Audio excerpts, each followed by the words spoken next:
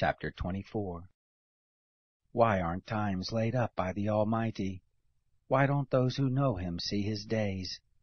There are people who remove the landmarks. They violently take away flocks and feed them. They drive away the donkey of the fatherless, and they take the widow's ox for a pledge. They turn the needy out of the way. The poor of the earth all hide themselves.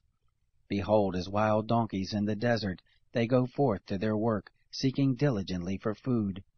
The wilderness yields them bread for their children. They cut their provender in the field.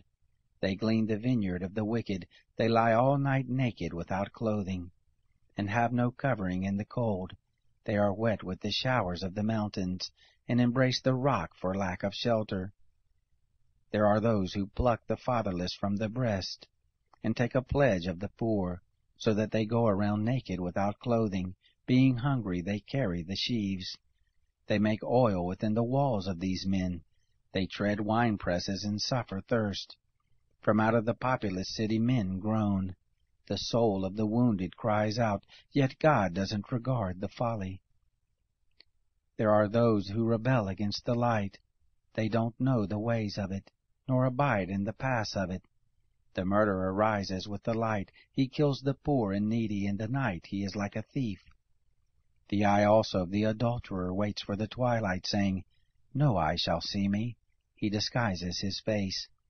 In the dark they dig through houses. They shut themselves up in the daytime. They don't know the light.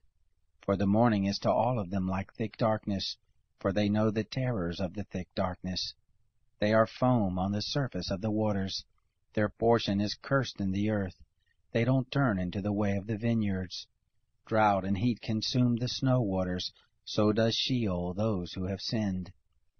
The womb shall forget him, the worm shall feed sweetly on him. He shall no more be remembered, unrighteousness shall be broken as a tree. He devours the barren who don't bear, he shows no kindness to the widow. Yet God preserves the mighty by his power. He rises up who has no assurance of life. God gives them security, and they rest in it. His eyes are on their ways. They are exalted, yet a little while, and they are gone. Yes, they are brought low. They are taken out of the way as all others, and are cut off as the tops of the ears of grain. If it isn't so now, who will prove me a liar, and make my speech worth nothing?